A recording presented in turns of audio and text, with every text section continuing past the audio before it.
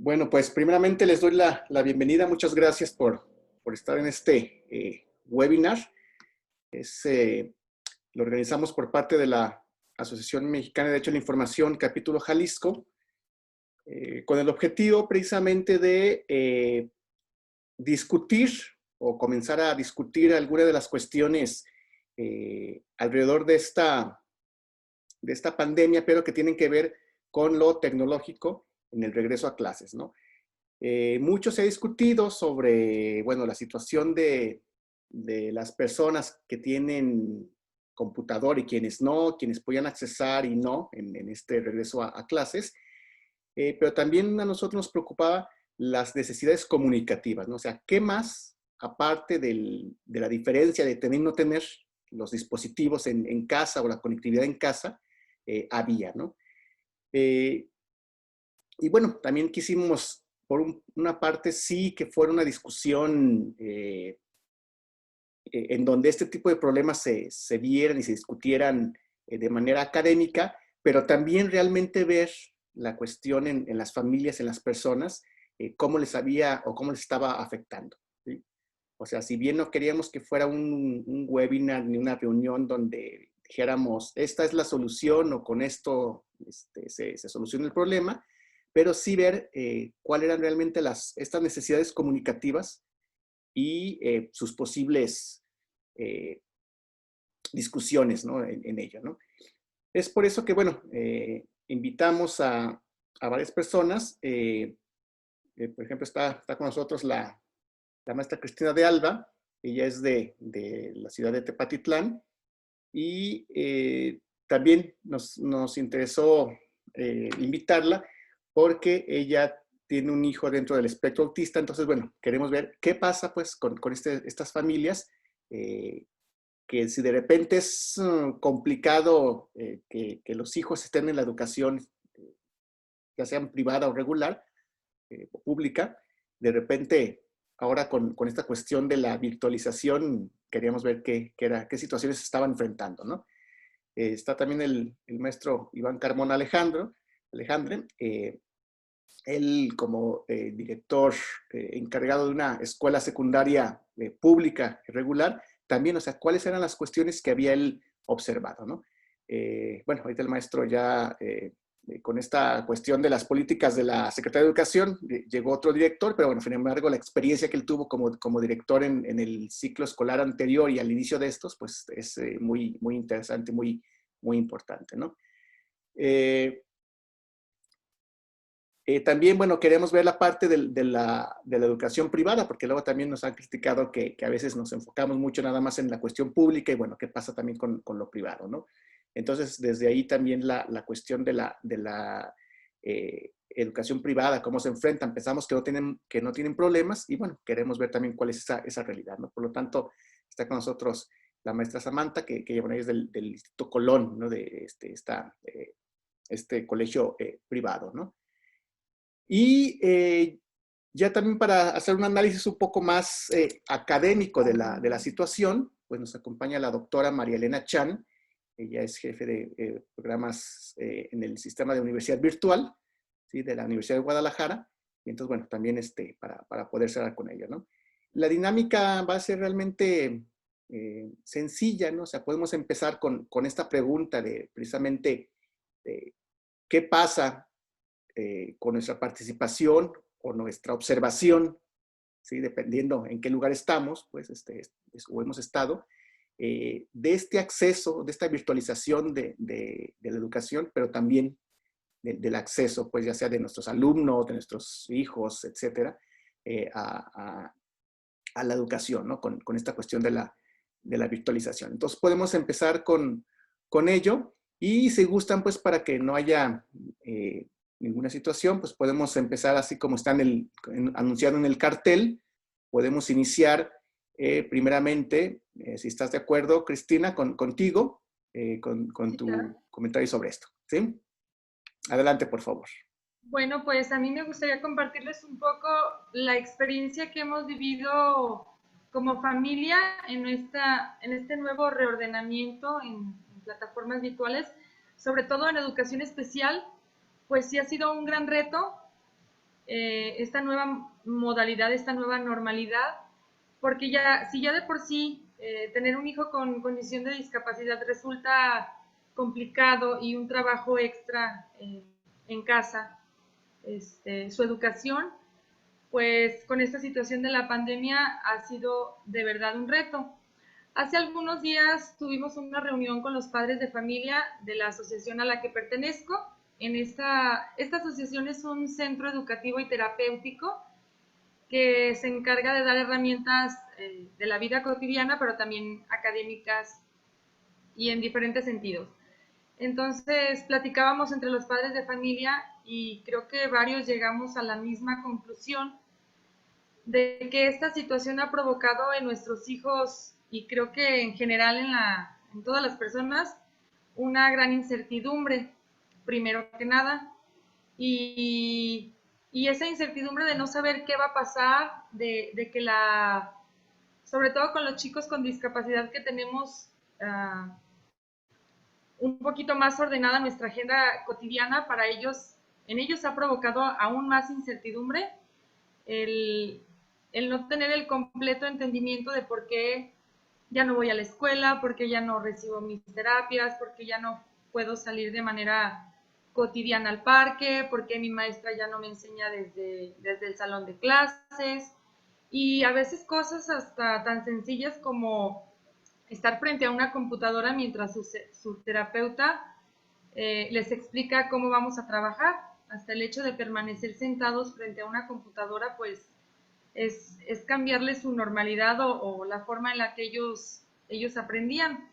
Y de igual forma, también platicando con los miembros de la asociación, con las terapeutas, con las maestras, pues también ha sido una nueva adecuación, tanto en estas nuevas plataformas como en reacomodar y reorganizar las planeaciones para tratar de lograr los objetivos que se tienen con cada niño, porque en el caso de la educación especial, pues las planeaciones casi siempre son individualizadas, tomando en cuenta las necesidades y los criterios que se toman en cada niño, los objetivos a cumplir, las metas que se tienen, pues ha sido una total reorganización donde tanto los chicos como los padres de los chicos y los terapeutas, pues hemos tenido que trabajar de forma integral para poder, yo lo llamaría sobrellevar esta situación.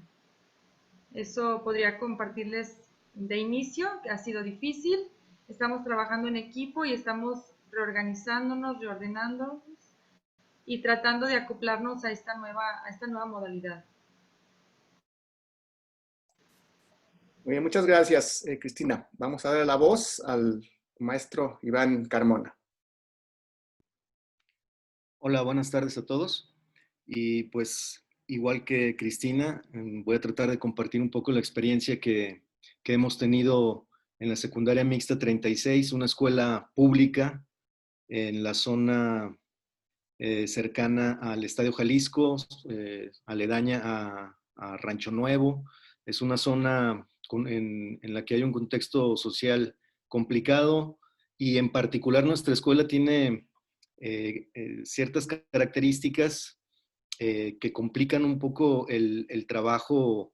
Si en lo presencial, por lo regular, hemos tenido problemas porque tenemos un número en nuestra población estudiantil con cierta problemática de aprendizaje, incluso que vienen de otras escuelas, pues básicamente porque han sido expulsados de ellas, y nosotros los hemos recibido. Entonces, de por sí en lo presencial, nuestra escuela tiene una problemática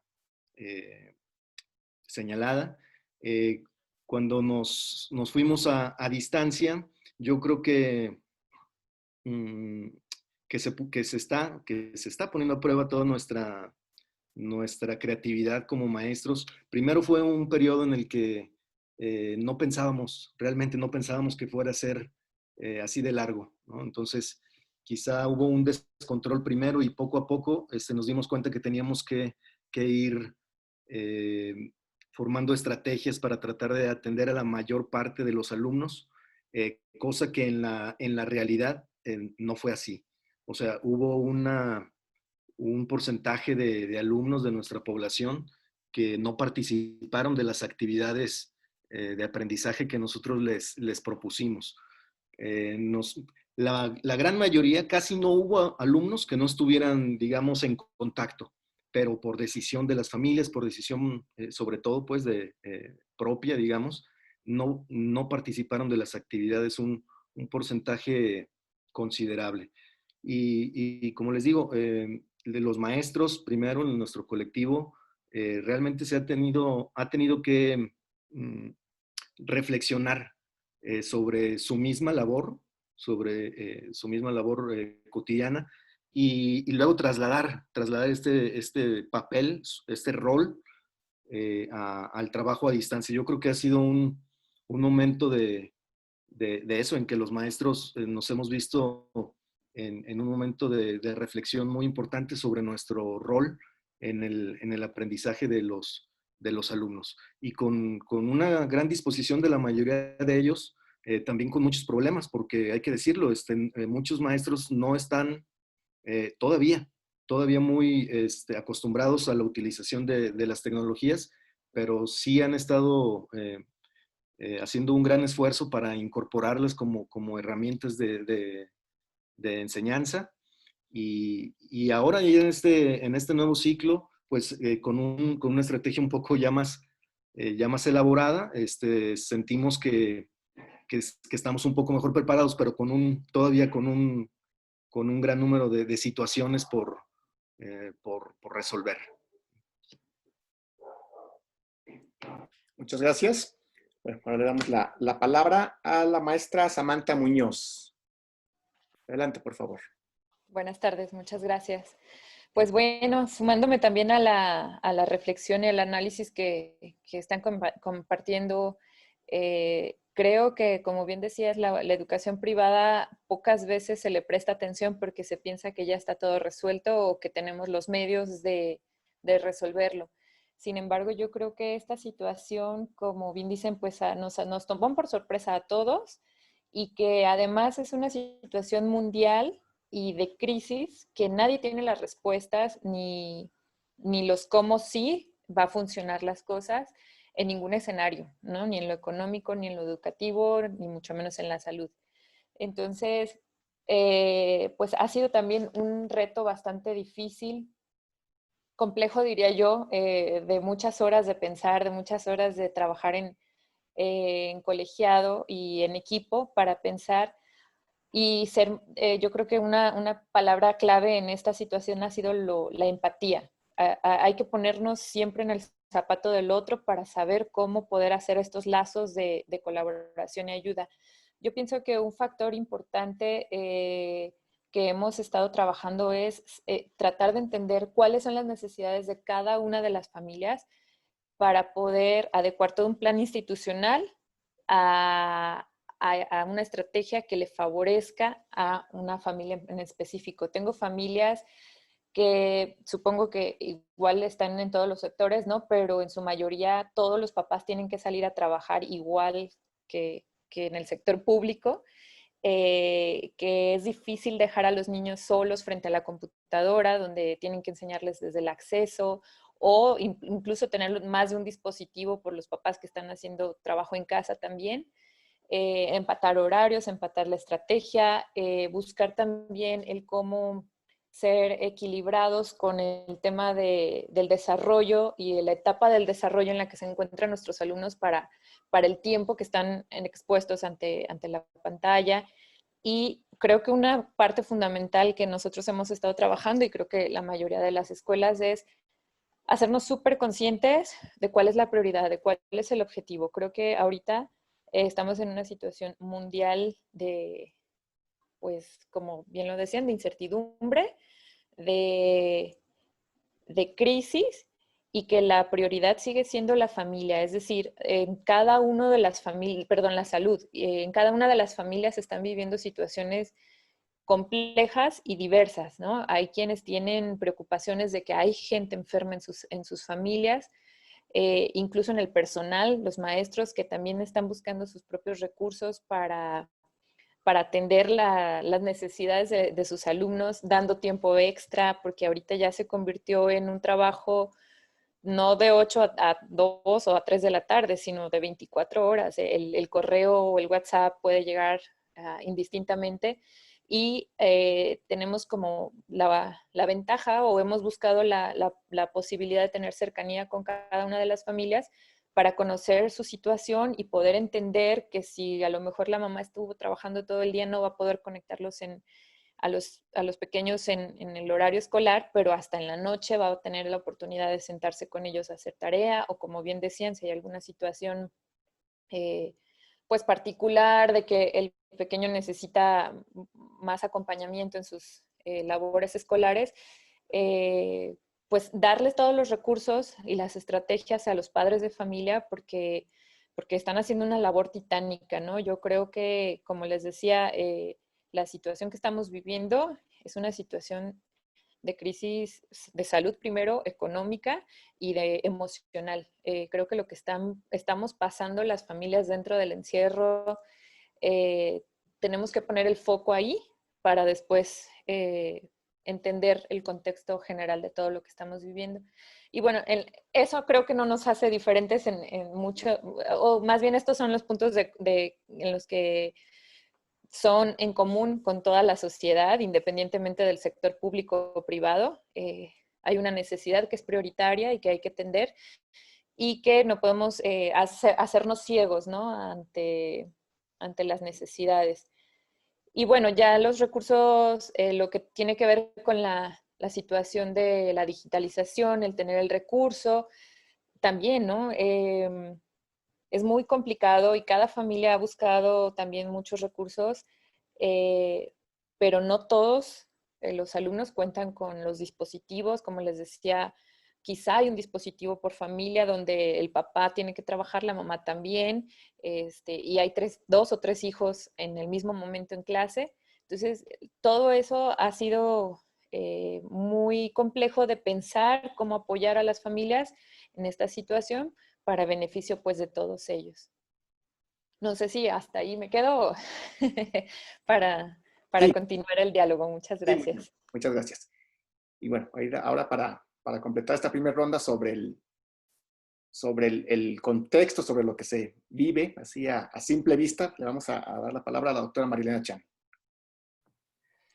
Y pues con mucho gusto, yo creo que escuchándolos, evidentemente, es muy complicado asumir, digamos, como una postura crítica, ¿no? A lo que ha estado pasando en cuanto a que nuestros modos de ver la educación vienen de hace mucho tiempo, y entonces estas preocupaciones que afloran como el retraso, los niños se van a rezagar, qué pasa con todos los que no pudieron hacer tareas o hacer actividades, que evidentemente eso es una gran preocupación para quienes coordinan, para quienes dirigen, para los papás, para los maestros, o sea, esta parte que tenemos muy asumida de que se pierde tiempo, ¿no? De que de pronto no se va a lograr las cosas en metas y objetivos que estaban en plazos, que eso también representa dinero, o sea, son muchas preocupaciones a la vez, pero que todas tienen que ver con algo que yo diría, y perdón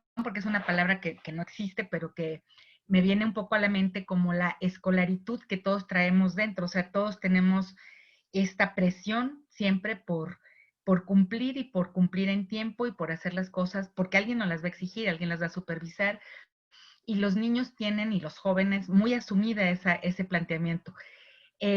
Con colegas que hacemos educación a distancia, que nos hemos dedicado como a esto desde hace mucho, de la educación en línea, digamos que yo tengo unos 30 años de hacer educación a distancia, y lo que observo es que hemos discutido mucho con los colegas que esto que está sucediendo no es una educación a distancia, evidentemente, no hay un modelo detrás, sino una respuesta de emergencia heroica, como ustedes lo han dicho, de parte de los profesores, de parte de los gestores, los directores, de parte de los padres de familia, de los mismos niños y jóvenes que han tenido que vivir toda esta situación, que es totalmente de emergencia. En realidad no se está aplicando. ¿Por qué no se está aplicando un modelo? Bueno, porque es un modelo desconocido para muchos, o sea, es un modelo conocido.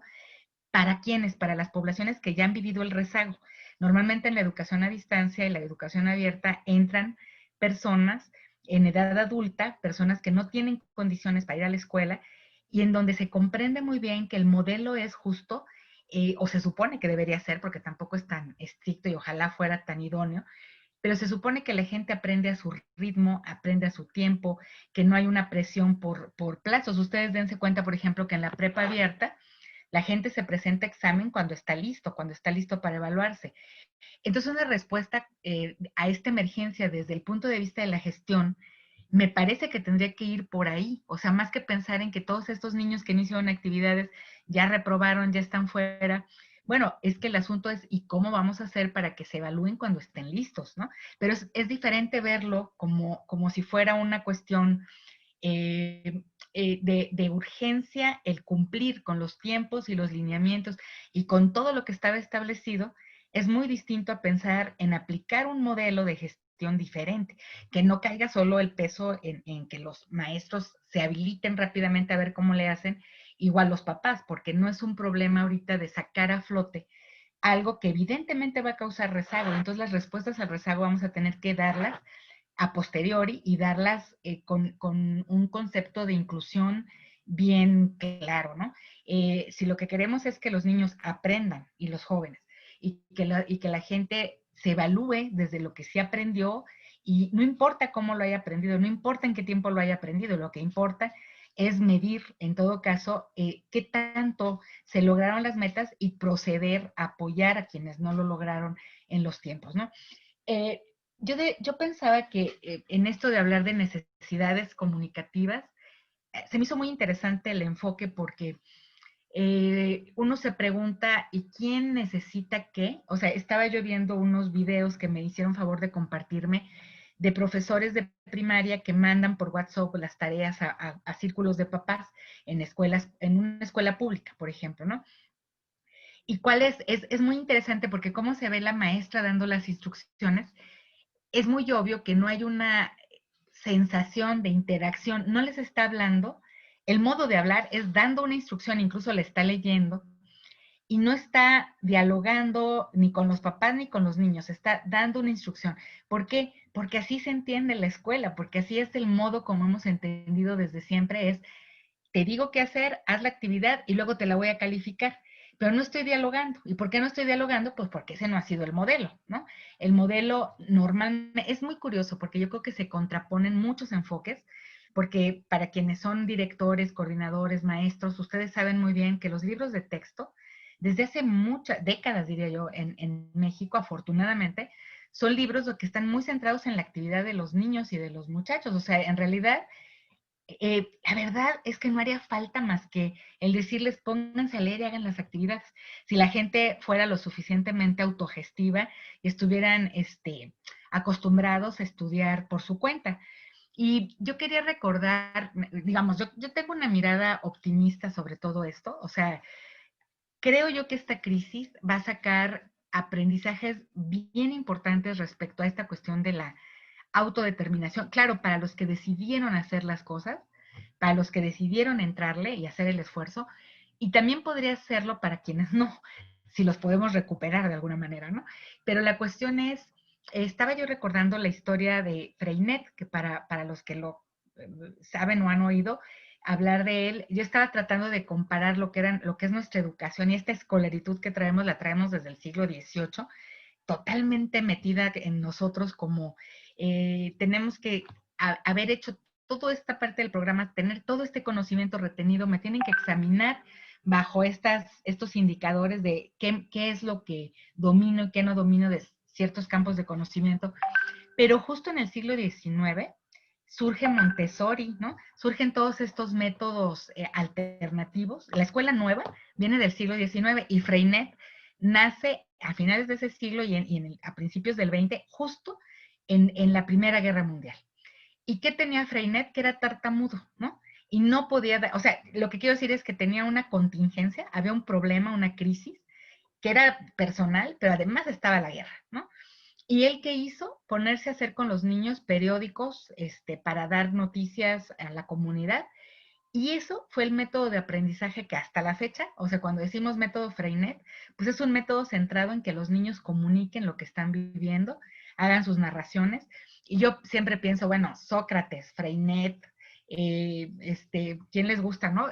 Estos grandes educadores que centraban todo en la actividad de los niños, en esta época estarían, pero más que fascinados de pensar en las posibilidades de los medios que tenemos para que los niños produzcan. Pero como nos preocupa tanto, tanto tenerlos ahí, tomar la asistencia, a poner el horario, se pierden estas posibilidades. Se me hacía muy interesante esto que decían de qué tan abierta está la posibilidad de que, pues no tiene que ser en la mañana, puede ser en la noche, puede ser en la tarde, pero la cuestión es a qué hora y cómo voy a producir algo significativo y me puedo perder tal vez estos problemas de la superposición de los horarios, un solo dispositivo en casa, no serían tan duros si no tuviéramos metidos el que tiene que haber un horario, una entrega, un modo de evaluar. El control creo yo que hace mucho daño y que este es un momento en el que probablemente estemos teniendo que hacerlo, no porque queramos, sino porque no hay otra que relajarnos, ¿no? En ese sentido. Pero yo puedo entender, si me pongo en los zapatos de ustedes como directivos, como padres o como maestros, no está fácil porque hay muchos controles alrededor que cumplir, ¿no? Entonces, ¿hasta dónde tenemos como esta posibilidad de mover nuestros criterios y tratar de hacerlo más llevadero? Yo creo que sí tiene mucho que ver en qué consideramos como necesidad de comunicarnos. Para mí eso es central, o sea, cómo. ¿Saben quiénes no han tenido tantos problemas a la hora de adaptar la docencia? Escuelas que ya tenían, y profesores, no importa si son de públicas, privadas y si tienen un modelo muy establecido. Creo yo que las que menos han sufrido, obviamente todos los que ya hacíamos educación virtual, no pasó nada, ¿no? Todo siguió en la normalidad cotidianamente. Si acaso, claro que la gente tuvo problemas para cumplir con tareas y todo por otros conflictos, sobre todo económicos, ¿no? Pero en realidad, o de salud, algunos casos, pero en realidad todo fue como sin nada. Yo conozco escuelas que tienen métodos centrados en métodos activos, con fichas, por ejemplo, de trabajo, que de por sí trabajan los niños haciendo sus fichas de trabajo con apoyo docente, pero muy autogestivamente, no tuvieron problema. Porque nada más les hacían llegar las fichas de trabajo y los niños siguieron trabajando igual, ¿no? Sí, o sea, no se les movió, ¿no? Como todo este asunto del método. Yo creo que muchos profesores de educación de cualquier nivel que ya tenían habituados a sus alumnos a trabajar en sus cuadernos, ¿no? A hacer sus ejercicios, ir haciendo las tareas de manera más independiente, tampoco tienen tanto problema. ¿Quiénes son los que tienen problema? Pues los que, obviamente, los niveles los primeros años, porque los niños tienen menos posibilidad de seguir instrucciones solos, ¿no? Necesitan mucho más apoyo para hacer las tareas, pero en la medida en que son más autogestivos, pienso yo que también en la universidad, por ejemplo, lo hemos visto, los profesores que tenían sus cursos armados por proyectos, análisis de casos, algún tipo de resolución de problemas, pues solo disponen los problemas, sueltan a los estudiantes, regresan cuando los tienen resueltos y ha sido bastante más llevadero. Los que tienen que hacer sesión por sesión, preparación de la clase, preparación del recurso, preparación de la actividad, obviamente la están viendo mucho más difícil porque es un diseño demasiado pormenorizado y también captar la atención de la audiencia teniéndolos en pantalla es dificilísimo, ¿no? Porque no es lo mismo ver televisión o estar frente a la pantalla, hacer touch y moverle cuando queremos. Ahí hay un choque con la cultura digital de los niños y los jóvenes, porque se aburren, o sea, se aburren a los 5 minutos y nada más con el dedito le mueven. Y aquí cómo lo pueden mover, ¿no? Si estamos dando clases realmente es muy complicado. Entonces, bueno, yo creo que desde ahí yo pensaría en esta reflexión que además escuchándolos, me parece que no es tan nada fácil y que decirlo, digamos, desde el punto de vista de los modelos, pues sí, en teoría, o sea, uno tendría esta manera de plantearlo, pero la cuestión es que tanto funcione, que tanto nos podemos soltar a centrar más la actividad y pensar más en la autogestión. No importa si son chiquitos, ¿no? No importa si están en edad media, no importa si están en la edad más rebelde. Cuando están ocupados y produciendo es cuando aparentemente funciona mejor, ¿no? Pero soltar el control es muy caótico al principio y va a parecer que estamos creando un gran caos y que no se está aprendiendo nada. Los resultados tal vez los tendremos que medir mucho más adelante. Muchas gracias. Sí, bueno, definitivamente hay cuestiones más allá, como decíamos al principio, que la pura o la simple conexión y la falta o no de dispositivos. Vemos pues que hay cuestiones más interesantes. Incluso esto que nos ha pasado, ¿no? Que bueno, pasó aquí hace un momento que de repente ya está todo listo y por alguna cuestión se interrumpe el internet y todo eso. Que eso en otras, desde otros puntos de vista, pues también tenía que ver con la cuestión de la gobernanza de internet y la cuestión de cómo la propia empresa o empresas de internet distribuyen el servicio, que en algunas colonias les dejan todavía con líneas de cobre, ¿no? Aunque tenga la posibilidad de pagar más por líneas de fibra óptica, etcétera, ¿no? También la creencia, pues, de estas empresas que creen que en algunas colonias, pues, no van a tener para pagar un servicio más alto y entonces nada más les dejan servicios básicos, ¿no? Entonces, que desde ahí también situaciones que a lo mejor antes pues, no nos habíamos puesto a pensar, ¿no? Y esta otra situación también me llama la atención, que habla la doctora Chan, en cuanto a precisamente la diferencia. Yo había hablado también en algún momento, en alguna otra conferencia, sobre una diferencia entre digitalizar y la educación virtual, ¿no? Porque yo decía, bueno, lo digitalizar a lo mejor entendemos en que podemos a lo mejor hasta fotocopiar o escanear la página del libro y decirle, ¿saben qué? Hay que leer esta parte que está en esta página, hay que resumir y hay que hacer esta otra situación y ya, ¿no? O sea, digamos, eso nada más iba a la cuestión de digitalizar, ¿no? Pero en cambio la virtualización, que eso es lo que se pretendía, iba más allá en cuanto a la situación de precisamente saber que las competencias son diferentes, que los modos de hacer son diferentes, esta cuestión de los tiempos particulares, ¿sí? Y sobre todo las críticas que yo he escuchado de algunas, ¿no? Les dejan la tarea hoy a las 10 de la mañana, mandaron el mensaje y quieren la tarea a las 5 de la tarde, ¿no? Entonces, tal cual como si fuera en la escuela, ¿no? No tomando en cuenta el contexto de que tal vez ahora los papás pues tengan que trabajar más o menos, o es cierto, a lo mejor haya 2, 3 niños al mismo tiempo queriendo usar el dispositivo, etcétera, ¿no?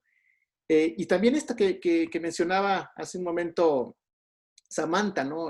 Y que yo también he dicho, o sea, esta explotación a lo mejor para algunos profesores, ¿sí?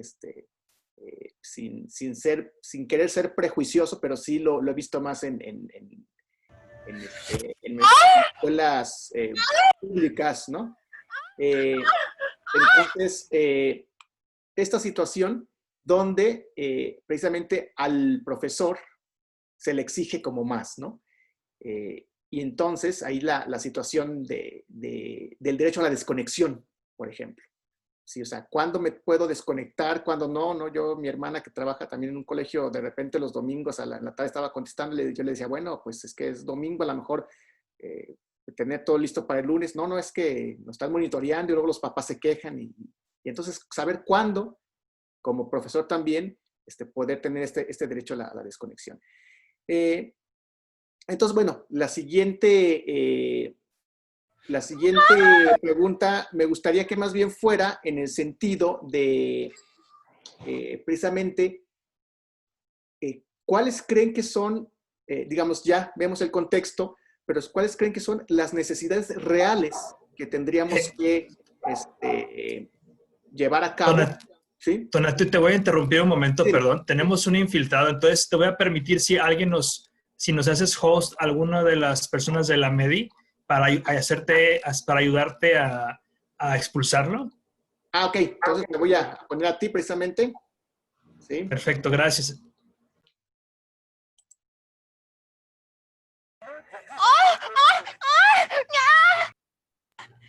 Sí, justo iba a decir también eso, que había aparecido ahí un infiltrado que había que bloquear. Sí, listo, ya está.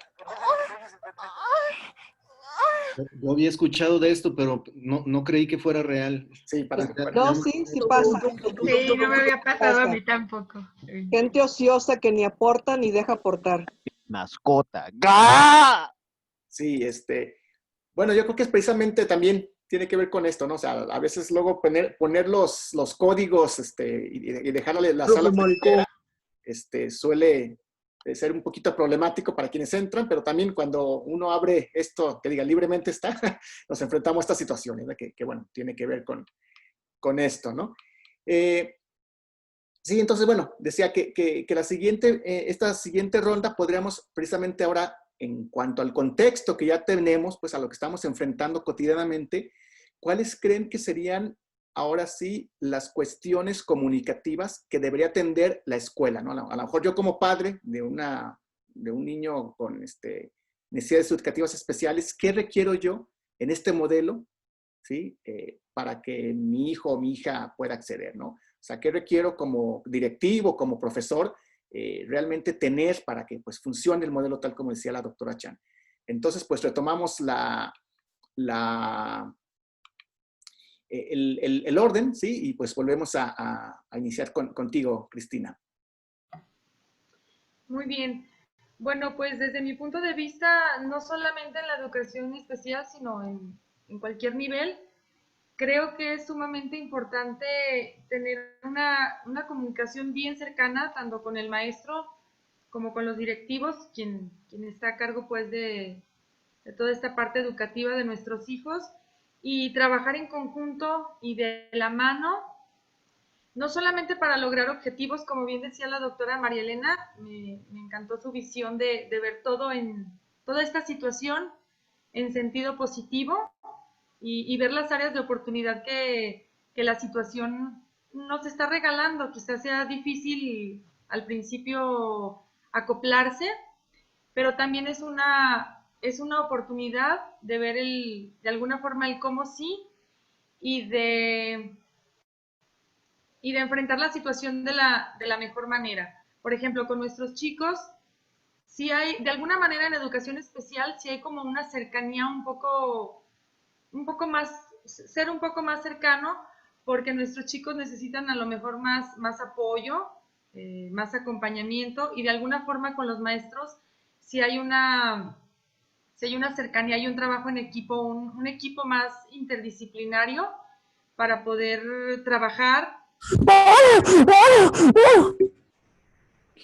y para poder lograr objetivos o sobrellevar la situación. Hola. Eso es parte fundamental, trabajar en equipo, estar de manera cercana y ahora sí que en casa seguir trabajando y estar cercanos a nuestros hijos. Creo que es bien importante, a veces en la vida diaria, por tantas, no sé, en el caso de nosotros que nuestros hijos tienen a lo mejor una terapia de lenguaje o una terapia de adecuaciones curriculares o alguna otra terapia, y que esta situación no nos ha permitido que los chicos asistan a esta terapia. Yo lo veo en mi caso, o en la asociación así lo vemos, como una área de oportunidad para estar con ellos, para desde lo cotidiano enseñar otras cosas que a veces el ritmo de la vida no nos permite enseñar cosas de la vida cotidiana, o incluso compartir el día a día, que muchas veces por lo rápido que nos llevan, como bien decía la doctora, por cumplir con los objetivos, con la planeación, con todo esto que nos exige la educación, nos perdemos de instantes y de momentos de compartir y de aprendizaje, no solo con los chicos que van a la escuela, sino como padres de familia o incluso como maestros, como docentes, entre compañeros, de situaciones de la vida cotidiana, desde compartir, aprender uno de otro, sobre todo, y como palabra clave, yo también diría que la empatía. Entonces, pues trabajar en conjunto yo creo que es lo que nos va a venir a todos a dar herramientas y a poder sobrellevar de la forma más positiva, también teniendo una mente abierta y tratando de sacar lo mejor de la situación, sin duda. Muchas gracias. Maestro Iván. Sí, voy a nombrar algunos de los puntos que incluso ya escuché aquí, pero creo que sí es importante recuperar en cuanto a cuestiones comunicativas. Lo primero la primera regla de una conferencia de este tipo es apaga tu micrófono, ¿verdad? Nosotros Apaga en tu nuestra micrófono, escuela, mierda. ¿No haces caso? sí, algunos compañeros comenzaron con videoconferencias desde el último Ay, trimestre del salto yo. ciclo Mejor me anterior. retiro. Y ahora la estrategia es de que todos, por lo menos una hora de su carga horaria estén haciendo una conferencia. Y yo quisiera reflexionar sobre esto, ¿no? De que sí, claro que se necesita que esté apagado el micrófono, pero tenemos que ver otras maneras de escuchar a los alumnos, de tomarlos en cuenta al momento de proponer actividades de aprendizaje. Creo que los maestros tenemos que centrar la atención sí en el manejo de estas tecnologías, pues, pero para proponer alguna actividades, y valga la redundancia, con una pedagogía, como dice la maestra, más activa, ¿no? Y aquí está el riesgo que veo que ocurre en las escuelas, de que se traslade un tipo de enseñanza tradicional, que se traslade ahora directamente al plano virtual, ¿no? Entonces, yo creo que toda esta reflexión es parte de lo que los maestros estamos desarrollando en estos tiempos. También me gusta la idea de que incluso nuestras autoridades de alguna manera lo han planteado. Por ejemplo, cuando han hablado de aprendizajes sustantivos, ¿no? De que nos centremos, que seleccionemos aquellos contenidos que sean más importantes, de alguna manera dando la razón de que no nos apresuremos, no querramos avanzar tan rápido en estos momentos. Entonces, creo que sería importante que los maestros lo reflexionemos y lo interioricemos, pues, con nuestros alumnos. Yo creo que la parte afectiva también es bien importante, que sobre todo en una edad temprana, nosotros estamos en secundaria, y los muchachos necesitan la interacción. La interacción entre ellos es sobre todo, es afectiva en la escuela. Y yo creo que tendríamos que pensar en eso también, de ver de qué manera están ellos interactuando ahora. Ahora vemos en las videoconferencias que antes de que entre el maestro, ellos ya están, o se va el maestro de repente y se quedan todavía un ratito ellos. Y en algunos casos, porque nos ha tocado verlos, digo, interactuando bien, como lo hacen en un salón de clases, y claro, algunas otras cosas también. Pero este tema de lo afectivo, ¿cómo podríamos ahora proponer actividades en las que ellos interactúen con sus compañeros y con las tecnologías disponibles, ¿no? El tema de los alumnos con rezago, ¿no? También sí es bien importante. No se va a solucionar en estos momentos, pero creo que sí sería importante un mayor acercamiento con las posibilidades de cada escuela, ¿no? Ahí yo creo que es las tareas de los tutores, de los prefectos, no sé, creo que tiene que ser reconsiderada. Entonces, hay diferentes factores, pues, en el tema de la comunicación con los alumnos, con ellos, entre ellos, que es muy valioso considerarlos, ¿no? Gracias. Muchas gracias. Le damos de nuevo la palabra a Samantha. Gracias. Pues yo creo que yo pondría como título de este espacio el retomar como dos cosas importantes. ¿Cuál es la función de la escuela? Por un lado, creo que una cosa es lo que es la educación, los aprendizajes, los contenidos, la cuestiones académicas, pero yo creo que lo que nos estamos dando cuenta en estos momentos es que la función de la escuela, o una función prioritaria de la escuela, es la socialización. El que los conocimientos se construyen a través de la interacción con el otro, el que las relaciones son más significativas cuando se establece el vínculo con el otro. Y yo creo que eso es lo que debemos de no perder de vista, mucho antes de contenidos y mucho antes de de preocuparnos por calificaciones o pasar exámenes o no. También creo que la escuela, al menos en las necesidades que observo de nuestro contexto y que creo que también es una mayoría por la situación económica, cultural de nuestro país, es que la escuela también es un espacio seguro donde pueden estar los niños mientras los papás trabajan. O sea, creo que esta problemática es la que ha sido como más fuerte y que nos pone también la necesidad real de los papás, que ahorita no está cumpliendo la escuela, ¿no? Que el estar en un espacio de un edificio seguro, con protección, con protocolos de todo eso de instalaciones, permita que los papás estén tranquilos para poder hacer sus labores y que cada quien en la familia cumpla como con su función social. Eso es lo que ahorita está poniendo un gran problema en toda esta crisis.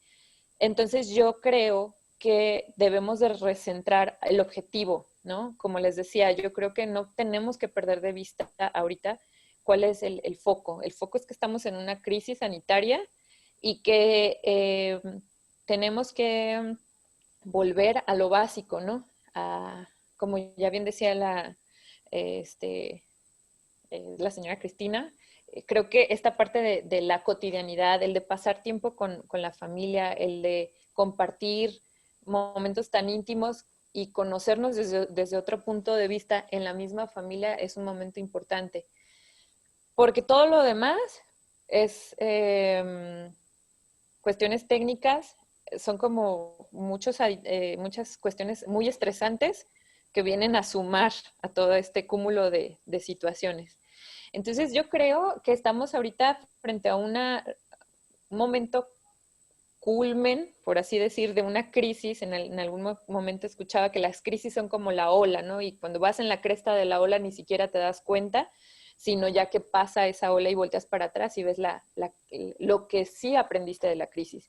Y yo creo que estamos en ese momento donde va a haber una ruptura abrupta de paradigmas de qué es la educación, cómo se debe dar la educación, porque creo que sería un error el que volviéramos a enfocarnos en el resultado del examen para tener una evaluación y el que no entendamos el que más allá de dejarles contenidos o actividades a los alumnos para que pasen una materia o tengan una tarde ocupada, tenemos que centrarnos en qué realmente necesitan. Yo creo que esta generación, no sé si es real o no, pero por ahí escuché el término de pandemials, va a ser una generación que nos va a dar, digo, si ya venían las generaciones revolucionadas, pero esta generación nos va a dar la vuelta en qué necesitan aprender.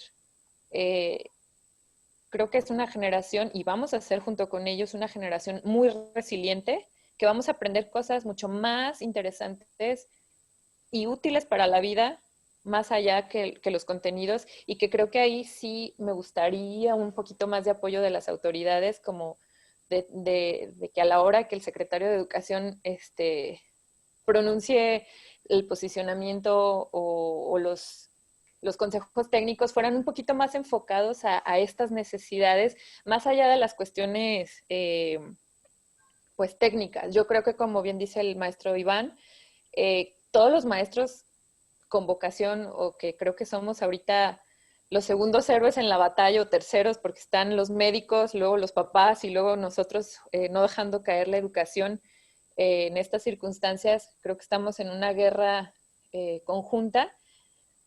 Creo que todos los maestros tenemos esa vocación de buscar el acompañar a nuestros alumnos de todas las maneras. Hay quienes van a las casas, hay quienes dan su propio celular, hay quienes están en un espacio y, bueno, hemos escuchado historias de hasta que van con el megáfono por las casas o llaman teléfono por teléfono a sus alumnos.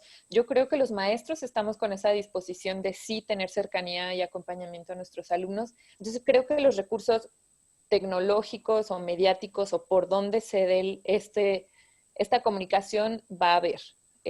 Sí hay internet, sí hay computadora, sí hay teléfono. Mientras haya voluntad, creo que es posible. Claro que hay muchos otros factores que hay que tomar en cuenta. tanto por autoridades. Yo me ponía en el lugar del secretario de Educación Nacional y dije, qué difícil tomar decisiones a una escala que beneficie a un México tan diferente, tan diverso, tan con contrastes tan fuertes, en los que, de acuerdo, llega la educación o los contenidos a través de la educación, pero no puedo tener un papel inactivo ante la televisión, el recibir solamente la información. ¿Y qué va a hacer mi alumno? ¿O cómo va a interactuar? ¿O cómo va a ver pues esa relación, ¿no? El crear esos lazos con sus maestros, con sus compañeros. Nosotros hemos estado pues poniendo eso como prioridad y creamos un espacio de socialización. De hecho, se llama el espacio de convivencia escolar, en el que los alumnos puedan platicar y que se traigan los juguetes y que les digan, hoy aprendí con mi mamá esto, pero que tengan un espacio seguro donde puedan también ellos compartir con sus semejantes qué es lo que está pasando, cómo están viviendo, qué está pasando a través de sus cuatro paredes, ¿no? Y que puedan compartir eso. Porque a lo mejor los chicos lo hacen, ¿no? Ellos tienen el WhatsApp, sus grupos de WhatsApp, pero es diferente cuando está cuidado ese espacio, ¿no? Por ejemplo, en estas circunstancias que vemos que darles un dispositivo a los alumnos o a los niños es darles la ventana al mundo abierto. Entonces, creo que es mucha responsabilidad de parte de la escuela, de parte de los maestros, el estar acompañándolos en todo este desarrollo. Y bueno, creo que como ya lo hemos comentado, cuestiones técnicas hay muchas, ¿no? Como les decía, los maestros tienen que poner sus propios recursos también para el trabajo. Desafortunadamente, o no hemos tenido tampoco la comunicación o no estamos contemplados, sí, el papá para darle el uniforme o los útiles o las familias, ¿no? Pero las escuelas no estamos como muy tomadas en cuenta para el recurso que vamos a tener para poder proveer a nuestros alumnos de todo esto.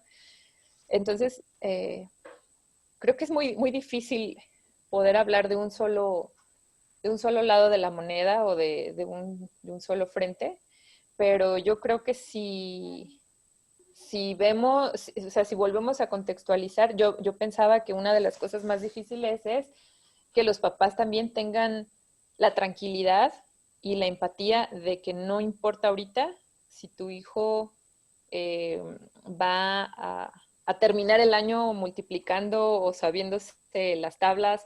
Sí, o sea, no necesitamos preocuparnos ahorita porque eso se va a adquirir. En algún momento los conocimientos se van a adquirir, pero necesitamos ahorita cuidar mucho las relaciones, la empatía, la emoción, el cómo lo están viviendo, el cómo lo están compartiendo.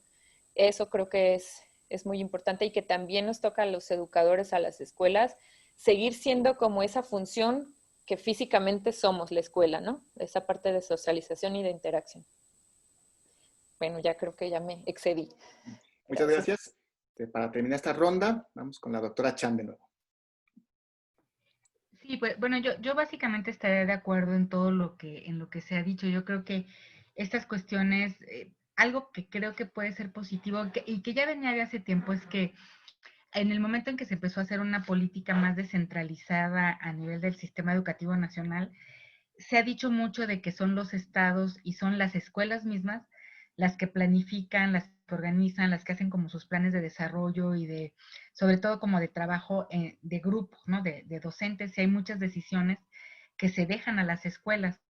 Y yo creo que esa forma de operar, además no había de otra, o sea, yo creo que ha habido tantas adaptaciones a lo que es el modelo general, que seguramente nos vamos a dar cuenta de que probablemente la mayoría de las escuelas no tuvieron que seguir una pauta estandarizada, ¿no? De a esta hora ven la tele, luego hacen los ejercicios. En realidad se ha dado como mucha apertura y hay muchos medios. Lo importante, por ejemplo, en el caso de la televisión, yo supongo que esto tenía que ser para llegar a quienes no tienen conexión a internet, que todavía es altísima la población que no lo tiene.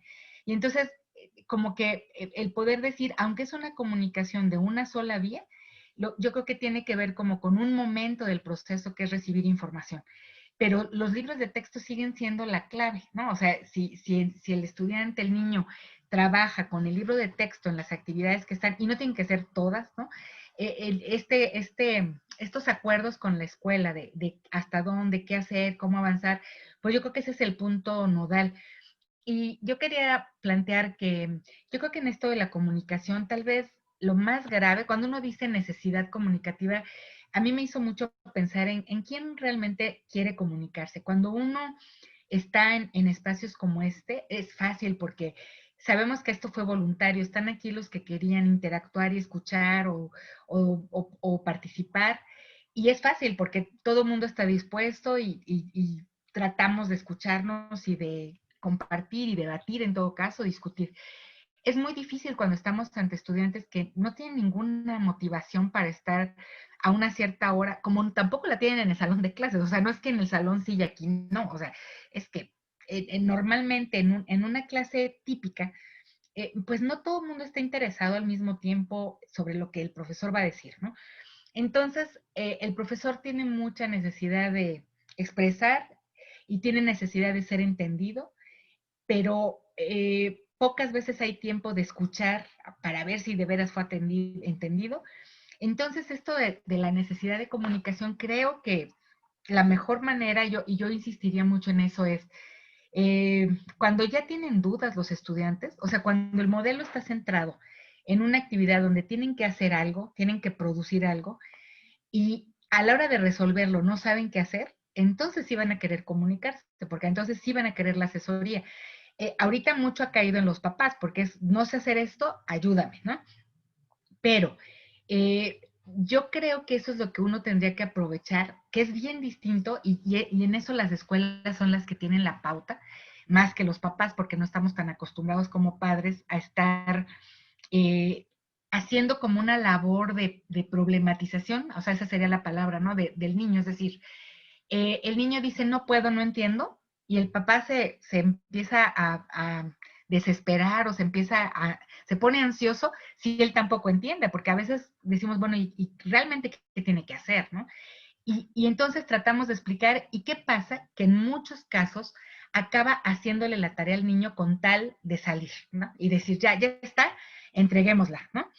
Y ahí lo que se hizo, y esto pasa también con los profesores, no me dejarán mentir que la típica clase de matemáticas al frente, en el pizarrón, pues el maestro va feliz, ¿no? Resolviendo, pasa al más aplicado para sentirse también muy tranquilo de que están entendiendo, pero la mayoría no está entendiendo, o sea, los que están entendiendo es el maestro y el que está en el pizarrón, ¿no? Entonces, estas formas de, me gustaba mucho lo que decías hace un momento sobre cómo lo más importante que es cuidarles la seguridad, cuidarles la confianza, cuidarles los sentimientos. Si ahorita el niño aprende a que hizo solito una cosa, es más valioso a que el papá le haya hecho 10, ¿no? O sea, si solo entrega una tarea de 10, pero la hizo él solo, no importa si se tardó muchas horas, pero si era un niño muy inseguro, muy dependiente y logró hacer solo una, el aprendizaje es enorme, ¿no? Entonces, no podemos juzgar también al revés. Si un niño estaba acostumbrado a actuar solo, a hacer solo, y de pronto se vuelve muy dependiente, emocionalmente está inseguro, tiene otro tipo de necesidades, pues habrá que cubrirlas y ver por qué está pasando. Pero la independencia tendría que irse ganando por seguridad y confianza.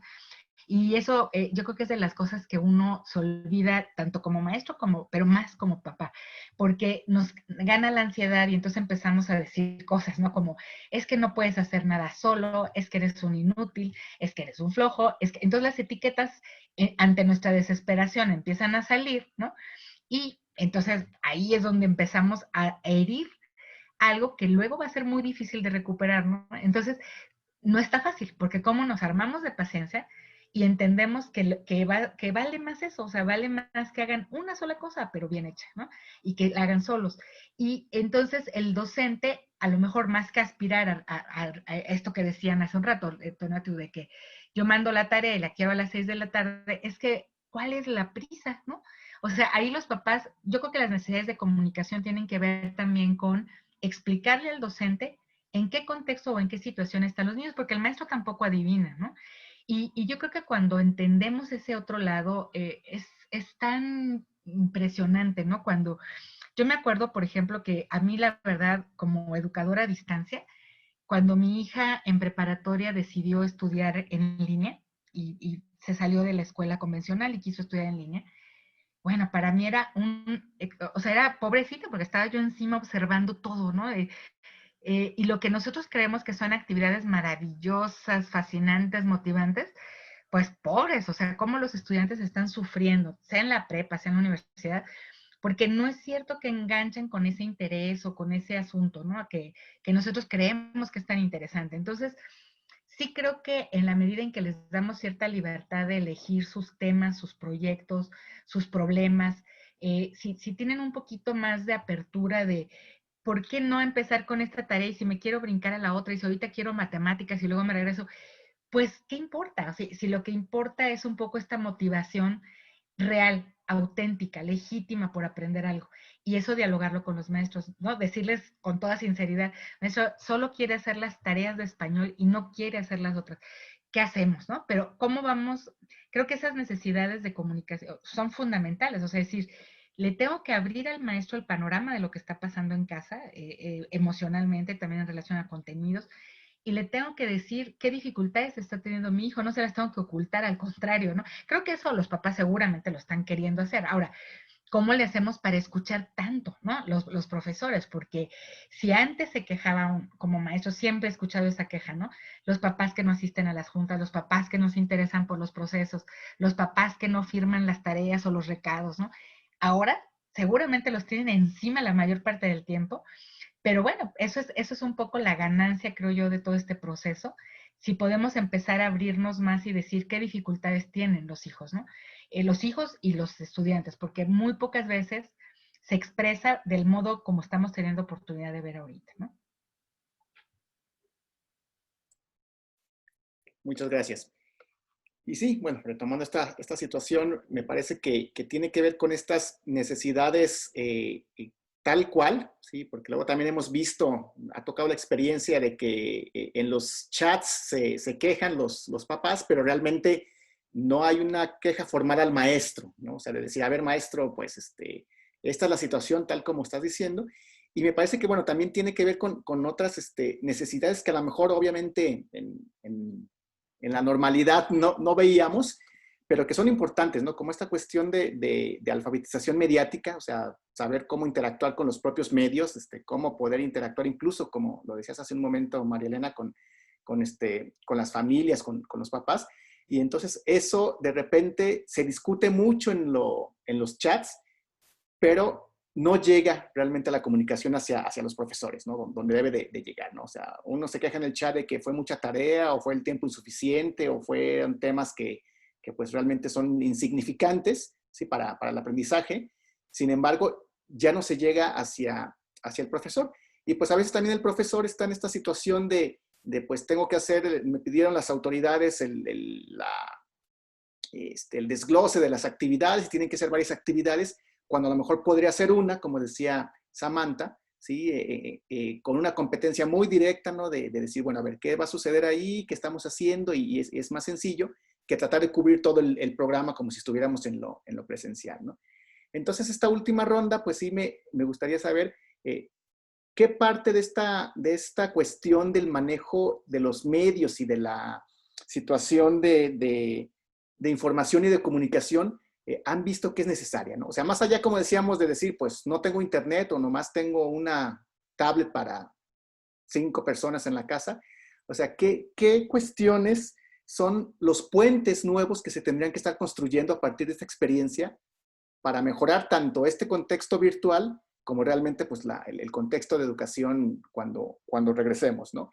Incluso lo que se decía, o sea, ¿qué podemos pedirle incluso a las autoridades, al propio Estado, que cambien? O sea, va a ser el mismo discurso el secretario cuando hace un año, que ahora que está en pandemia va a volver a hacer lo mismo en esta nueva normalidad. O sea, ¿qué tipo de necesidades y de información requerimos para, pues esto que podemos llamarle nueva educación, ahora sí, en el contexto en el que estamos viviendo? No tanto por el contenido de académicos, sino por el contexto en el que se está desarrollando.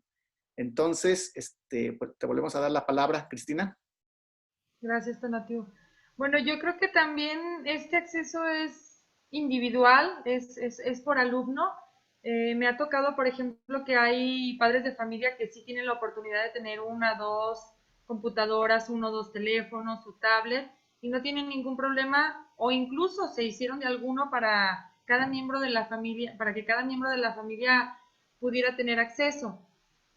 Hay algunos otros casos en los que el papá hace trabajo desde casa y tiene que compartir y de repente se sale el alumno para que el papá pueda mandar parte de su trabajo y bueno, es un caos, pero de alguna forma se va sobrellevando o se crea una agenda con turnos para poder cumplir.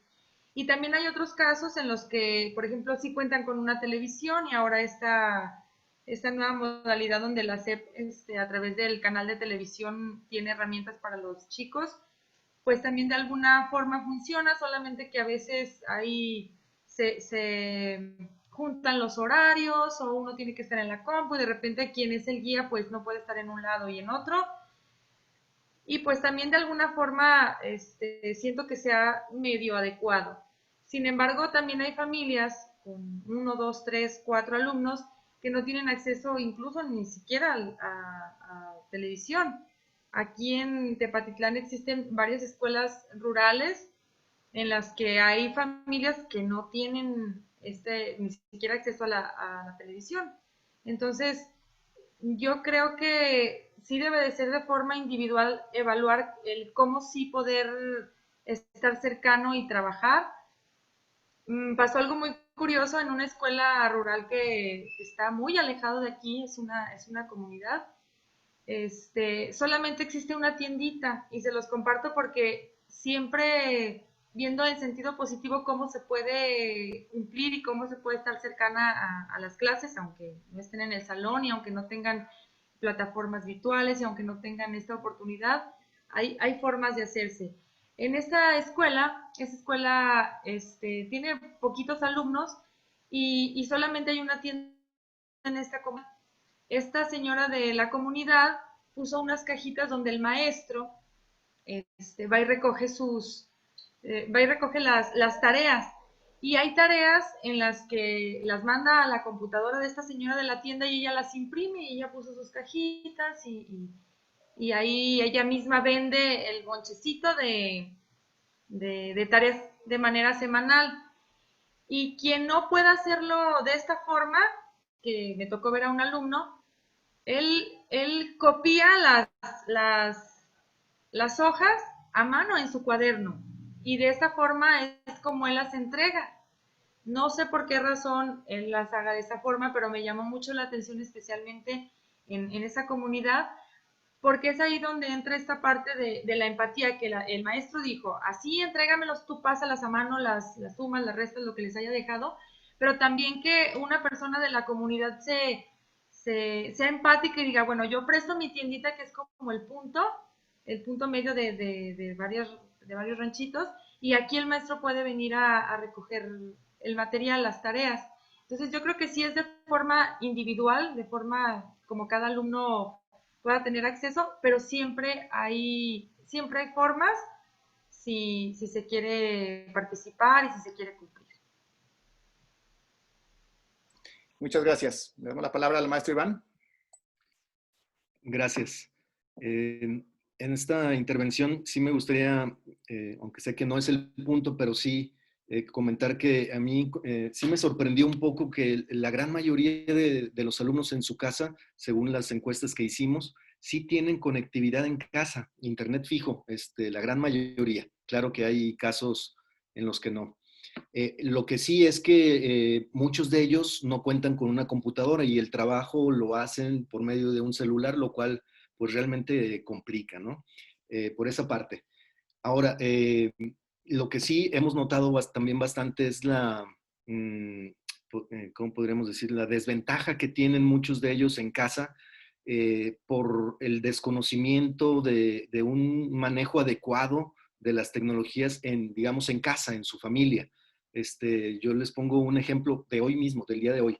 un prefecto me comentaba que una señora estaba contenta porque le decía que ya había contratado internet, pero le decía como que ahora qué sigue. O sea, no tenía ni idea. Cuando el prefecto le estaba platicando de la manera en que trabajamos, pues me dice el prefecto, es como si le hubiera hablado en chino, ¿no? Entonces, esta desventaja que muchos alumnos tienen en casa, digamos, por el bajo nivel o el capital cultural que existe en los hogares, ¿no? Esta desventaja. De alguna manera sabemos que los jóvenes aprenden pronto y manejan las tecnologías. Ahora la cuestión es que las utilicen con una guía adecuada también para el aprendizaje, ¿no? Entonces, son de las cosas en que tenemos que poner más atención y yo creo que sí podemos salir fortalecidos en estas habilidades al final de esta contingencia. Como comentaban también, la comunicación con los padres ha cambiado cualitativamente. Teníamos ya unos grupos de WhatsApp por grupos, en donde por lo regular interactuaban los papás para preguntar por una tarea, algo que no se había entendido. Bueno, se revolucionó completamente el uso de estos grupos. Sí, a veces nos dábamos cuenta de la angustia que provocaba la situación en algunas familias. Vimos con mucha admiración la dedicación, el empeño de muchos papás también. Entonces, nos hemos dado cuenta de muchas situaciones al interior de las familias y la comunicación entre la escuela y las familias creo que realmente ha cambiado.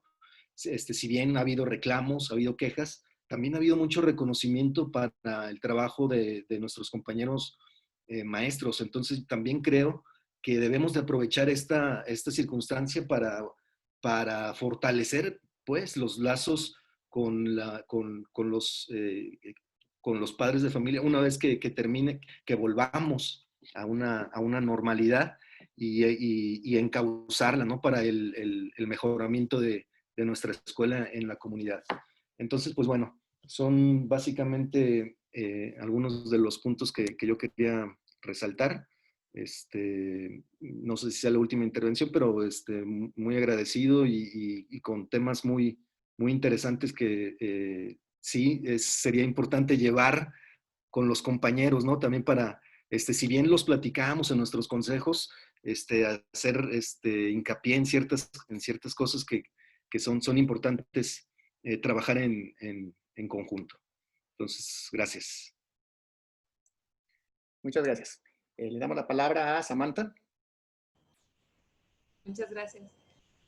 Yo creo que concuerdo con esta parte de la voluntad. Yo creo que es lo que se está viendo que sucede, ¿no? Voluntad de los papás, voluntad de los propios alumnos, voluntad de los maestros. A mí me sucedió que nosotros pedimos como un requisito de trabajo para nuestros maestros que crearan video para la temporalidad, donde los papás no se tuvieran que quebrar la cabeza en cómo explicar, sino que el maestro tenga un video de explicar la lección tratándose de un tema nuevo, para que independientemente de la hora lo pudieran ver los alumnos.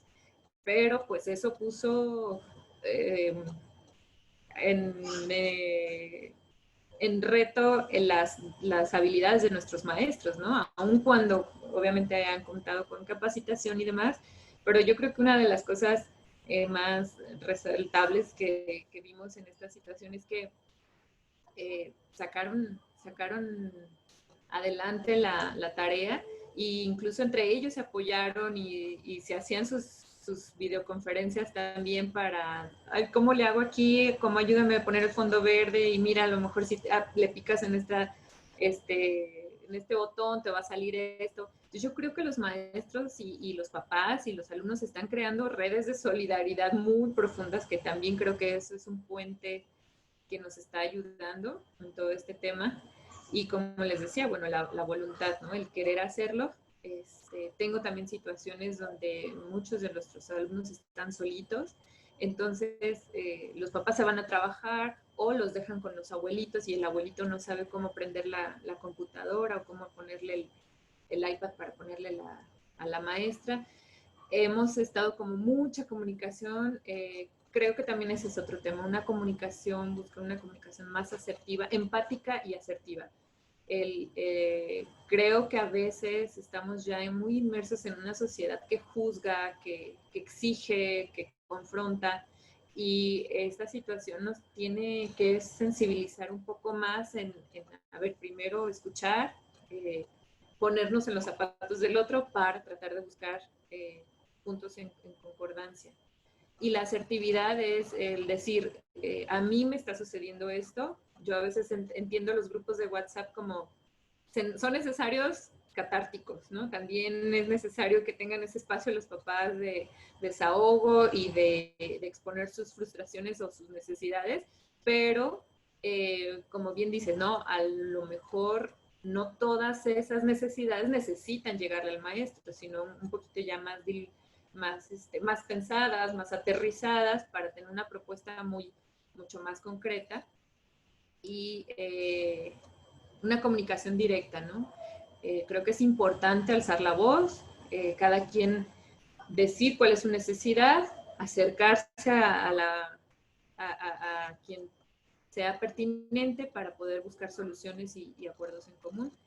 Y creo que lo que comenta Iván es muy importante, ¿no? Tener estos espacios de repensar, de reflexionar. A veces en crear toda esta estrategia de cómo vamos a reiniciar clases, pero a ver, ¿qué están haciendo otras escuelas? ¿Y cómo lo van a enfrentar otros colegios? Y tal colegio está dando tantos descuentos y otros no están cobrando inscripción. Me sentí como de repente muy abrumada, nos sentimos muy abrumados en decir, ¿qué tenemos que hacer o cuál es la pauta que tenemos que seguir? Y creo que el hacer redes de colaboración ayuda mucho más que la competencia, ¿no? Cuando decimos, a ver, a mí me está funcionando esto, a lo mejor tú lo puedes implementar, a ti qué te funciona, cuál es la necesidad, qué vemos como que sí puede ser. Y que no estamos solos. Yo siento que también los papás pueden tener esa forma de desahogo y de redes de apoyo, de decir, la mamá que está todo el día con los pequeños en casa, que además hay que encargarse de que comen todo el día y que además hay que encargarse de todo lo difícil que es la maternidad, más el hogar, más el trabajo, más todas las exigencias y todas las preocupaciones que prendemos la tele y son preocupaciones diarias. Yo creo que sí necesitamos mucho de estos espacios de análisis, de reflexión, de dialogar, de catarsis para poder como limpiar y refrescar un poco la visión y volver a tomar perspectiva. Y bueno, pues muchas gracias también por la invitación y ojalá que no sea la última. Gracias. Le damos la palabra a la doctora Chan. Pues la verdad es que sí es muy esperanzador, ¿no? Escuchar y ver que hay una gran cantidad de aprendizajes en toda esta experiencia. Y yo pensando un poco en la pregunta que detona esta última participación de todos, creo yo que efectivamente la conectividad universal me parece que tendría que ser una exigencia y un derecho. En eso estamos, se supone que eso va a suceder y esperemos que sí, que haya esa atención, como porque creo yo que sí depende mucho de una comunicación de ida y vuelta, el que las oportunidades sean distintas, ¿no? Para niños, jóvenes y para todos, para adultos también, ¿no? No es lo mismo la educación vista como con esta dificultad de manejarnos bajo la misma lógica o el mismo medio, porque yo creo que esa ha sido la gran ruptura de Internet en términos de civilización, o sea, el hecho de que tenemos todos la posibilidad de subir contenido, todos tenemos la posibilidad de hacernos responsables del contenido y de nuestras participaciones, y si no tenemos ese sentido de la construcción de lo que vemos en el ciberespacio y como un derecho igualitario, es muy complicado el que podamos superar las barreras y las brechas que tenemos, ¿no? Entonces yo creo que eso es un primer elemento, o sea, sí es necesario no lo podemos suplir, sí sería lo deseable, y definitivamente, seguramente las investigaciones que se puedan hacer a posteriori de todo esto, pues yo supongo que va a salir que la gente que tuvo acceso a ese tipo de interacción en línea tuvo otras formas de desarrollar capacidades muy distintas a quienes no, ¿no? Pero no por eso vamos a decir que solo así se aprende. Siempre tenemos ahora sí que la obligación de adaptar, ¿no? Y de tener las actividades y las estrategias de acuerdo a lo que tenemos en el ecosistema comunicativo en el que vivimos, ¿no? Y yo creo que esa es una parte. Y la otra cuestión también que me parece fundamental es cómo centrar... a mí me gusta mucho un estudio que hizo Margaret Mead, una antropóloga, que hizo comparativos entre ciudades, grandes urbes, pero haciendo como un histórico de lo que habían vivido estas civilizaciones, digamos, en distintos continentes. Y ella hablaba de 3 momentos en la cultura, la cultura que es la prefigurativa, todos los que aprendimos de nuestros padres, que los padres guiaron, la formación hasta los oficios, la elección de lo que hacíamos, de cómo íbamos a vivir en el futuro, estaba dada por los padres y aprendíamos todo, a cocinar, a cuidar a los hijos, todo venía de los padres y todavía muchos de nosotros, bueno, yo soy seguramente más vieja que todos los que están aquí por lo que puedo ver, pero esta forma de cómo nos criamos con esta figura que nos prefigura, pues era lo normal. Después quienes migramos, y esto lo vemos desde la colonia, digamos, ¿no? Siglo XVIII, antes siglo XVI, ¿no? Obviamente que todos los que dejaron a sus padres tuvieron que aprender de la misma edad, o sea, consejos y formas con los pares. ¿Qué está pasando ahora? Que nos cuesta un trabajo enorme, que estamos en la cultura postfigurativa, donde los niños y jóvenes saben más de muchas cosas que nosotros. Y cuesta muchísimo trabajo el poder asumir que ellos van a resolver las cosas, que a veces estas preocupaciones van a surgir, como la anécdota de la señora que conecta internet, pero luego no sabe qué hacer. Pero es muy probable, yo les quería compartir, perdón, había hecho una presentación, pero no es el punto, sino más bien, déjenme ver si la veo rápido porque, no, discúlpenme. Voy a limitarme a platicárselos porque ya no encuentro la imagen, pero no sé si ustedes han oído hablar de el hoyo en la pared, que fue un experimento en la India. Un experimento muy bonito porque alguien lo que hizo fue hacer en una esquina de un barrio muy pobre, poner una computadora como un cajero automático, ¿no? Estaba como empotrada. Y la dejó ahí. Y dejó que pasara la gente, y no importaba si eran niños, adultos, jóvenes, quien fuera, pues la manipularan como quisieran, ¿no? Todo el tiempo estaba encendida. ¿Y qué pasó con los niños de ese barrio? Pues que fueron los que obviamente más interactuaron con la máquina. Le empezaron a picar por curiosidad y dale, y dale, y dale, hasta que pasadas semanas o meses empezaron a dominar, bueno, si no dominar, tenían manejo del inglés, ¿no? Tenían manejo de los botones, sabían qué hacer, desde cómo prenderla, cómo moverla, cómo explorar, y todo lo aprendieron solos, nada más de pararse frente al hoyo en la pared, ¿verdad? Y estarle picando. Obviamente los adultos se animaban menos, o sea, los niños fueron los que lo hicieron.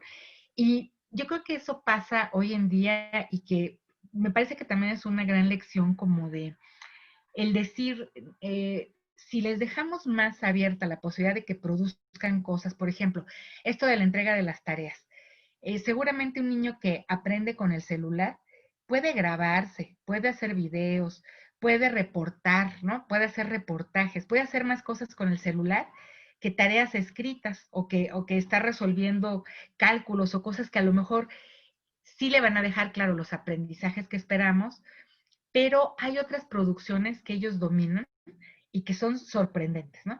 Yo quisiera terminar así con una anécdota, alguna vez con un grupo que tenía yo ya en la universidad, pero eran muy jovencitos, de primer año, y yo estaba tratando, yo les había dejado una lectura, estamos en el salón de clases, y yo tratando de animar la discusión sobre el autor, ¿no?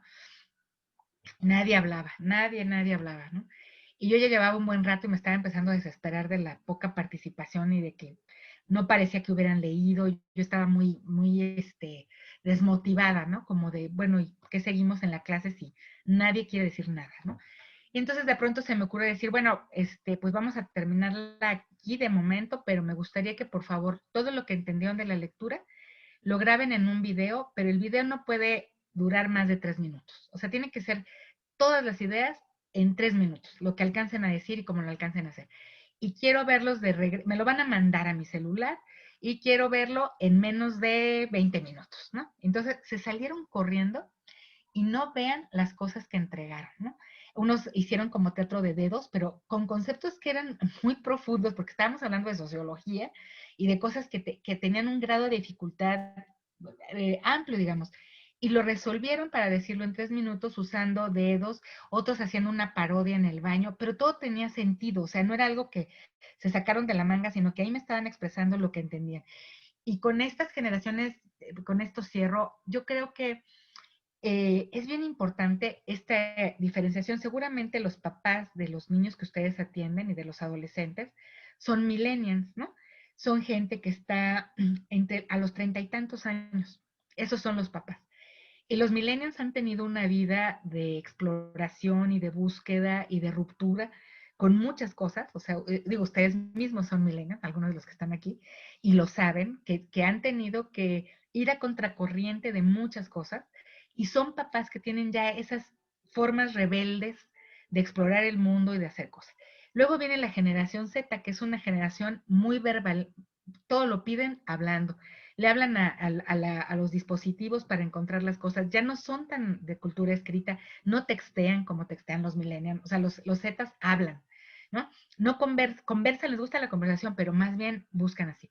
¿Qué pasa con estos? Bueno, vamos a ver si los pandemias, pero esos creo yo que son, todavía no los estamos conociendo, son los que están naciendo ahora, ¿no? Pero los que son después de los Z, que son los alfa tienen otras disposiciones para aprender y se van acelerando esos cambios. Y son los niños del touch, los que se cansan rápido, los que quieren estar explorando todo el tiempo, quieren estar activos, son muy ecologistas. O sea, hay una serie de principios y cosas que ya están ahí. Yo creo que lo que toca es aprovechar, porque son cualidades distintas. Y si los queremos, yo creo que tenemos mucho el prejuicio de qué va a pasar si no están aprendiendo, si no están ahí. Están aprendiendo un montón de cosas porque aprenden solos. Y nada más la cuestión es ver cómo le hacemos para esto que decía el profesor Iván, que me parece muy importante. Sí es cierto, usan la tecnología de un modo en el que no podemos estar seguros de que están usándola bien, porque de pronto parece que solo están perdiendo el tiempo, pero aprenden un montón de cosas, ¿no?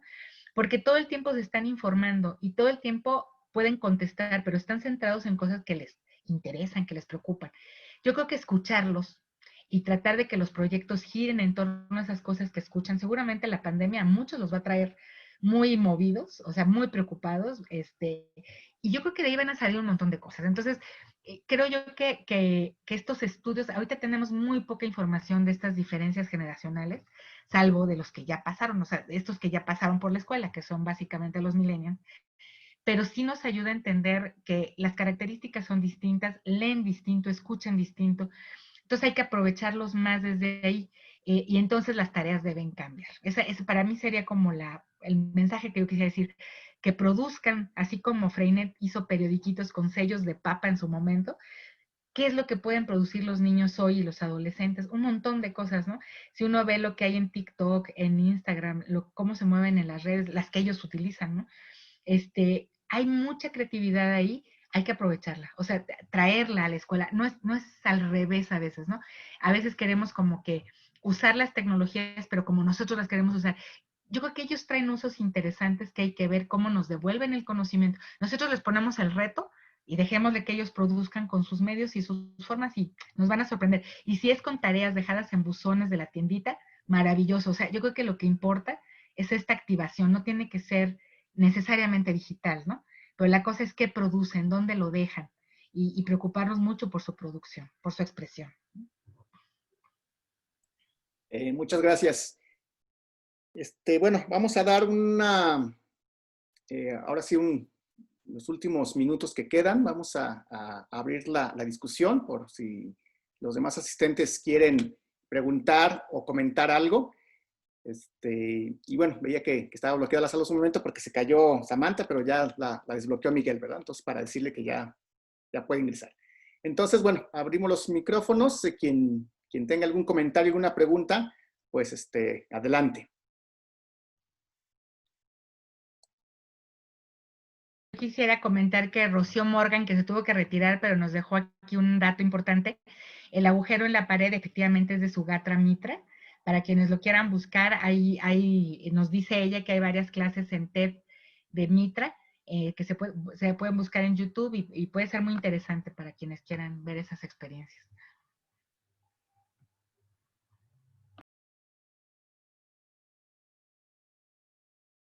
Bueno, mientras alguien se anima a comentar algo, pues también mencionar que esto de la educación virtual antes de la pandemia, pues incluso para algunas personas estaba como media prejuiciada, ¿no? Lo veían como algo que pues era para gente que no tenía,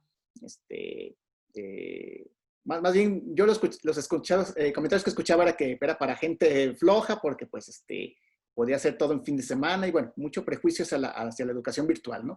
Y obviamente, pues ahora estamos viendo que no, que es una gran herramienta y que obviamente sí, debe de haber una característica muy especial en los alumnos, esta autogestión, esta voluntad, pero me parece que sí se demostró que la educación virtual tiene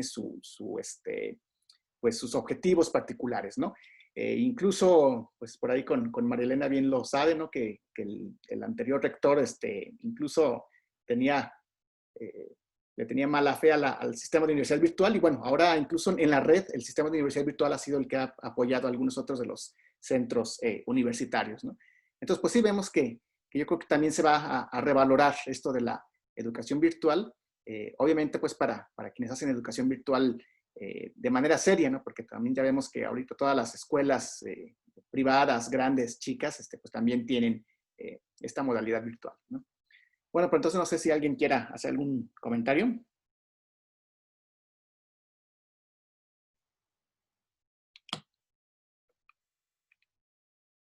Rubén, adelante. Bueno, felicidades, muchas gracias, muy interesante. Entré un poquito tarde, que tuve problemas para ingresar, pero ya pude hacerlo. En sus exposiciones me revolvían algunas ideas y había una que me daba vueltas, y es la tecnología, las circunstancias de ahora que vinieron a acelerar procesos que ya venían muy lentos, de uso e incorporación de tecnologías en todos los campos de nuestra vida, así como la pandemia ha evidenciado deficiencias en salud, en alimentación, en nuestra situación social. Mismo ha iniciado en el campo educativo. Y luego me remontaba cuando empezamos a incorporar, por ejemplo, en el periodismo, el uso de tecnologías. Y empezó una migración a lo digital, desde el uso de computadoras en las redacciones, desde el pasar de cámaras digitales, análogas a digitales, el uso de enviar notas, por ejemplo. Y cómo fueron cambiando las redacciones. Se vaciaron las redacciones hasta por factores de economía. Las redacciones dejaron de ser lugar de encuentro, por ejemplo, para la producción informativa. Y ahora cada periodista, pues, produce y envía. Y el periódico lo único que hace es integra, sea en plataformas digitales o medios convencionales como impresos. Ha facilitado las cosas, ha permitido mayor flujo de información, todo lo que ha implicado pues, las tecnologías hoy en día. Sin embargo, hemos perdido muchas cosas. Hace unos días un compañero publicó una foto del periódico de la noche previa a que salimos a la calle, exactamente en el 97, el 8 de septiembre del 97. Actualmente la redacción es menos de la tercera parte. No, menos de la cuarta parte, menos de la cuarta parte. Los que ahorita producen el periódico eran una sección del periódico.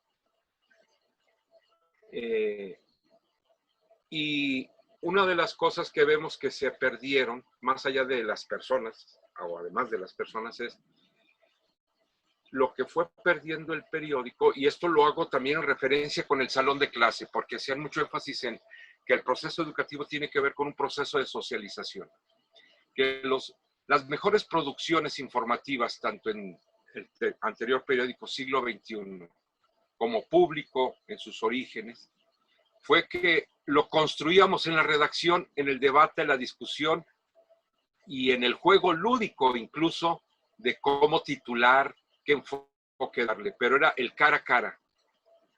Con las tecnologías sí nos podemos conectar desde distintos puntos, pero no es lo mismo. Lo más creativo fue en el encuentro interpersonal. Y creo que esto también hay que llevarlo a la educación. Ahorita no podemos, creo que, endiosar demasiado la tecnología, porque a fin de cuentas es una herramienta para los seres humanos, no a la inversa. ¿Sí? Construimos ese proceso de desarrollo como seres humanos en la educación y para eso adquieren conocimientos, habilidades, competencias, descubren el mundo, pero sobre todo descubren a otros y se descubren ellos mismos. ¿Y qué va a pasar después? Pues bueno, creo que hay que identificar lo que ahorita la emergencia sanitaria nos ha llevado a redescubrir, que ya lo teníamos, esas deficiencias, y aprovechar lo que sí se puede hacer con tecnologías, pero también creo que no se puede con tecnologías. Hay cosas que las tecnologías nos van a poder ofrecer. ¿Por qué? Porque son herramientas, ¿no? Es como diría alguien, la letra, la grabadora no hace al reportero. El reportero es él. Y si sabe usarlas, será buen reportero. Lo mismo en las tecnologías, ¿no? Y más aquí tratándose de una autogestión que debe de ser acompañada. Y recupero el concepto de docente. El docente es el que, no solo es el que enseña, es el que conduce. Y que conduce acompañando a alguien a descubrir algo. Y en ese descubrimiento, pues también alertarlo en dónde se puede perder, ¿no? Y en dónde, pues, debe de continuar, ¿no? La propia persona respetando sus espacios de libertad y su propio desarrollo personal individual. Me hizo revolver todas estas cosas, ¿no? Sí. Y felicidades, muchas gracias. Gracias, Rubén. ¿Algún otro comentario o alguien que quiera responder o comentar a lo que dijo Rubén?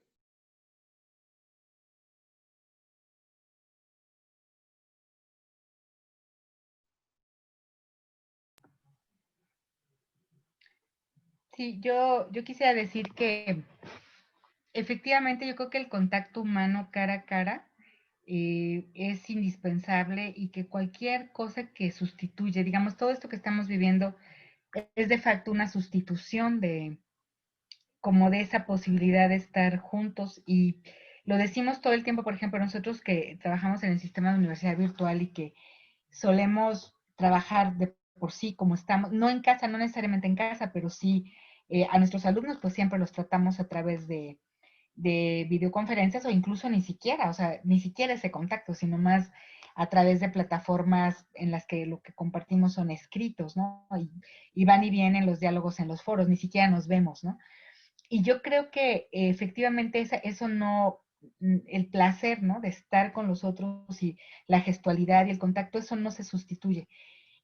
Sin embargo, lo que yo diría, normalmente lo que pensamos es que el uso es más una oportunidad, porque, por ejemplo, esto que estamos haciendo ahorita, ni se nos hubiera ocurrido, o sea, probablemente podríamos eventualmente reunirnos en algún lugar y hacer esta conversación, pero de facto estas posibilidades que se han abierto, sobre todo con el uso de las videoconferencias así como interactivas como las estamos haciendo ahora, pues es un privilegio que no teníamos.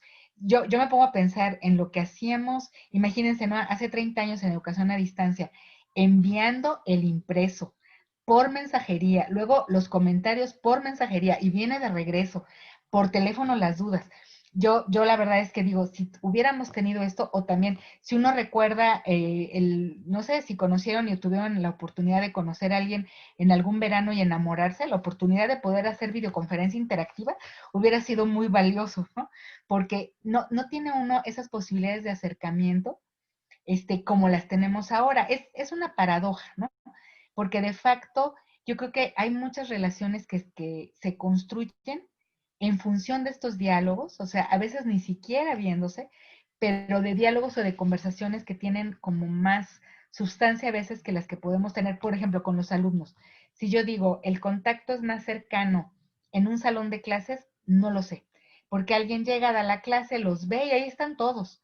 Sí puedo percibir sus gestos, sí puedo darme cuenta de cómo están, pero ¿con cuántos platico? O sea, en realidad la interacción personal, a veces yo al menos la he vivido más en esta situación de platicar por WhatsApp o por una videoconferencia interactiva que en el salón, en el pasillo de la escuela, porque no nos detenemos, no necesariamente a platicar. O sea, es muy circunstancial, pero me parece que hay mucho trasfondo en lo que dice maestro Rubén y yo estaría muy de acuerdo en que hay cosas que no van a ser sustituidas. Yo les preguntaba a mis estudiantes qué es lo que consideran que se dieron cuenta que no era tan necesario en la pandemia. Y fue muy chistoso porque hicimos una encuesta y con, digamos, como con priorización. Y ahí me dio mucha risa de que todas coincidieron que lo menos necesario era ir al antro.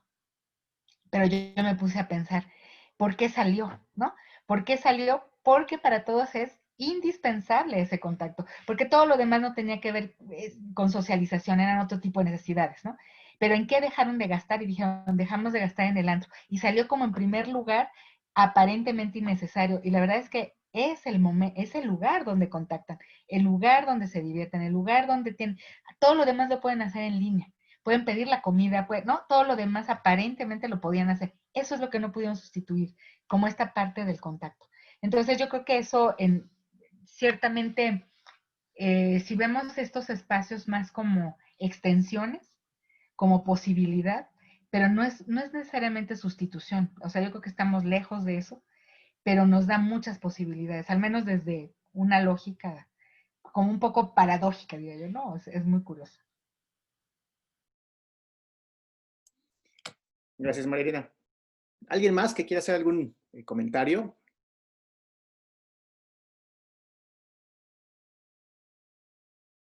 Y bueno, pues comentar que este fue, como decíamos al inicio, el primer ejercicio de webinar que hacemos en la MEDI, ¿sí?